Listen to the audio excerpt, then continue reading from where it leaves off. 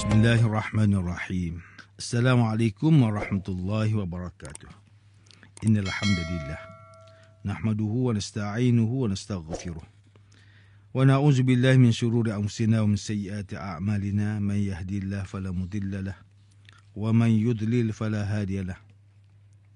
Asyhadu an la ilaha illallah wahdahu la syarika lahu wa asyhadu anna Muhammadan 'abduhu wa rasuluh. Allahumma salli wa sallim ala sayyidina Muhammad wa ala alihi wa ashabihi wa tabi'in wa man tabi'ahum bi ihsanin ila yaumiddin. A'udzu billahi minasyaitonir rajim. Ya ayyuhalladzina amanu taqullaha haqqa tuqatih wa la tamutunna illa wa antum muslimun. Amma ba'd. Yang berusaha Tuan Haji Ahmad Nazri Muhammad Yusof selaku penerbit rancangan tafsir Al-Quran dan seterusnya sidang pendengar yang dirahmati Allah Subhanahu wa taala, bersama saya Profesor Dr. Muhammad Najib bin Abdul Qadir, Fakulti Pengajian Islam Universiti Kebangsaan Malaysia. Tuan-tuan, puan-puan, para pendengar yang dimuliakan, pada hari ini kita akan menyambung kembali rancangan tafsir Al-Quran bagi siri ke-160 insya-Allah. Pada kali ini kita akan membincangkan mengenai pentafsiran ayat ke-123 surah At-Taubah. A'udzu billahi minasyaitonir rajim. Ya ayyuhalladzina amanu qatilul ladzina yalunakum minal kuffari wal yajidu fikum ghilzah. Wa'lamu annallaha ma'al muttaqin. Wahai orang yang beriman, perangilah orang kafir musyrik yang berdekatan dengan kamu. Dan biarlah mereka merasai sikap kekerasan serta ketabahan hati yang ada pada kamu. Dan ketahuilah sesungguhnya Allah bersama orang yang bertakwa dengan memberikan pertolongannya. Muslimin dan muslimat yang dirahmati Allah, Profesor Dr. Muhammad Quraisy Shihab melalui kitabnya Tafsir Al-Misbah menyatakan bahawa ayat ke-123 surah At-Taubah ini menerangkan berkenaan keutamaan dalam berjuang. Setelah ayat sebelum ini menjelaskan berkenaan pembahagian tugas. Ayat ini menyeru orang yang beriman, wahai orang yang mengaku beriman, buktikanlah keimanan kamu antara lain dengan berjuang. Oleh sebab itu, perangilah orang kafir yang di sekitar kamu, yakni yang bertempat tinggal di sekitar kota Madinah. Dan kalau sudah tidak ada yang berada di sekitar kamu, maka yang berada selain itu. Dan hendaklah kamu bersikap tegas, semangat juang yang tinggi, bersabar dan tabah. Hendaklah semua itu didasari dengan ketakwaan kepada Allah Subhanahu wa taala, bukan untuk maksud meraih harta, kedudukan atau populariti. Dan ketahuilah bahawa Allah bersama orang yang bertakwa. Janganlah takut, jangan bersikap lemah atau berputus asa. Perintah berperang oleh ayat ini tidak terbatas hanya dengan mengangkat senjata.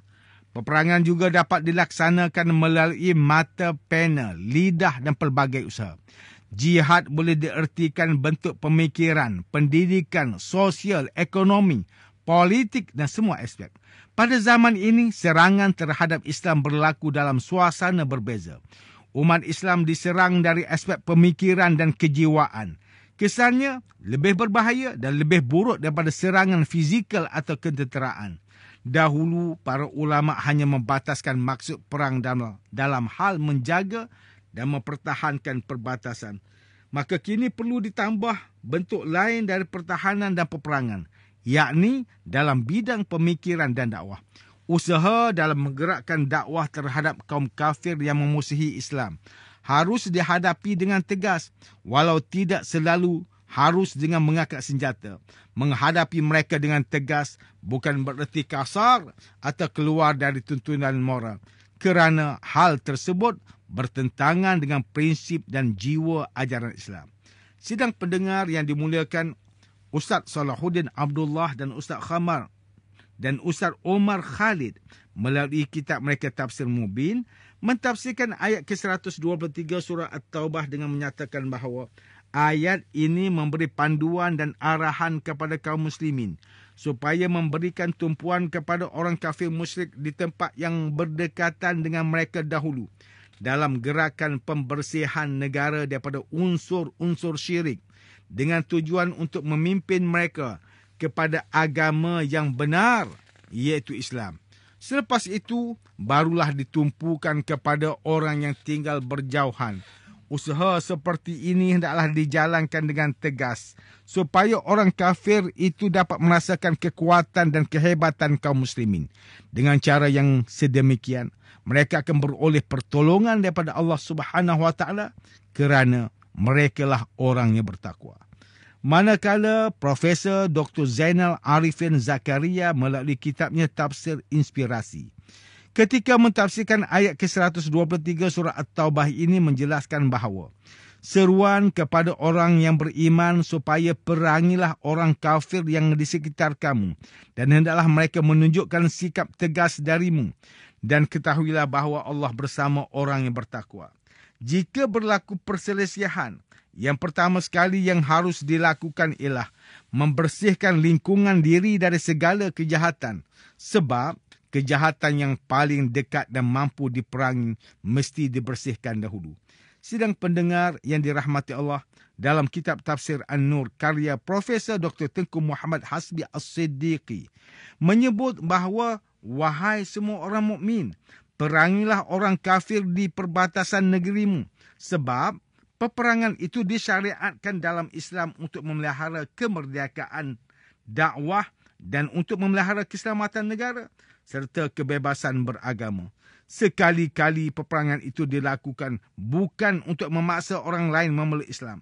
Orang Rom, Parsi dan kabilah Arab yang tunduk kepada mereka seringkali menyerang orang Islam di perbatasan negeri dan mengerahkan kabilah Arab menentang seruan Nabi Muhammad sallallahu alaihi wasallam.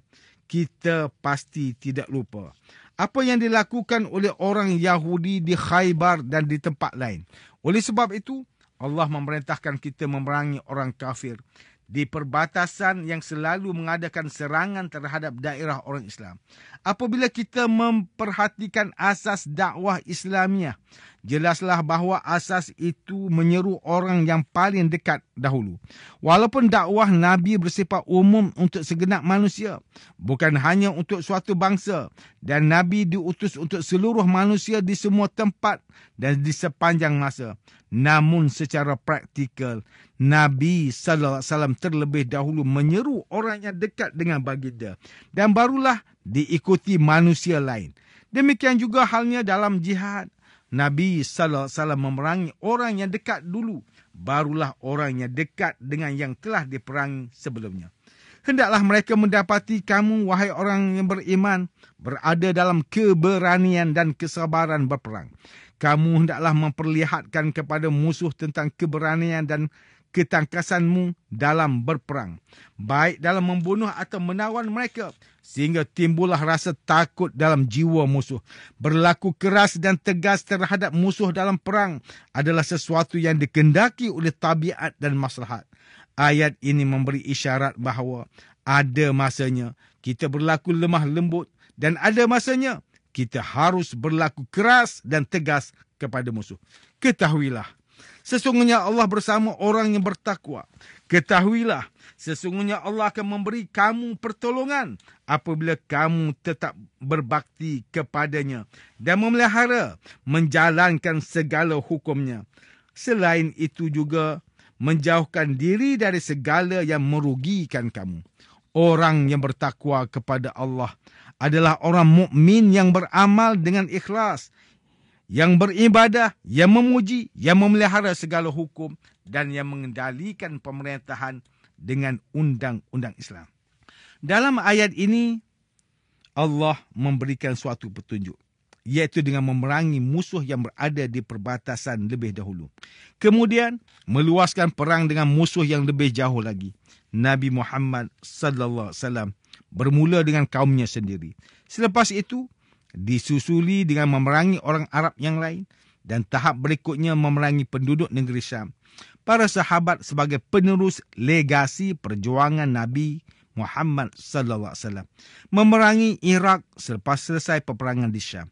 Dalam melaksanakan dakwah Islam juga demikian. Mula-mula Nabi sallallahu alaihi wasallam menyeru kaum keluarga dan kerabatnya.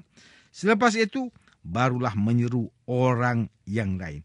Tuan-tuan dan puan-puan yang dirahmati Allah, demikianlah tafsir bagi ayat ke-123 surah At-Taubah menurut pentafsiran oleh para ulama. Ayat ke-123 surah At-Taubah ini menjelaskan keutamaan dan strategi dalam berjuang. Usaha membawa dakwah Islam terhadap golongan tidak beriman, menuntut orang beriman membuat persiapan taktikal yang baik dan bersifat praktikal agar natijah efektif dapat diperolehi. Orang kafir yang terdekat mesti diperangi terlebih dahulu sebelum bergerak menentang kesyirikan yang lain. Sidang pendengar yang dirahmati Allah Subhanahu wa taala, antara pengajaran yang boleh kita ambil daripada tafsir ayat ke-123 surah At-Taubah ini ialah, pertama, umat Islam mestilah menghayati didikan Al-Quran secara komprehensif, termasuk dalam perangkaan dakwah Islamiah agar Islam dapat terus disuburkan. Kedua, umat Islam seharusnya melengkapkan diri dengan ilmu pengurusan tanpa meremehkan ilmu-ilmu asas yang menjadi tonggak kelangsungan perjuangan dakwah Islam. Ketiga, umat Islam hendaklah bertekad untuk menyampaikan dakwah seperti yang dilaksanakan oleh baginda Nabi sallallahu alaihi wasallam, kerana itulah tuntutan yang amat besar terhadap umat yang sedar akan serangan halus musuh Islam pada zaman kini. Tuan-tuan, puan-puan, para pendengar yang dimuliakan, sekian saja rancangan tafsir Al-Quran pada hari ini. Semoga kita semua mendapat manfaat daripada perbincangan ilmu ini. Insya-Allah, mudah-mudahan kita akan bertemu lagi pada siri rancangan tafsir Al-Quran yang akan datang. Wabillahi taufiq wal hidayah. Wassalamualaikum warahmatullahi wabarakatuh.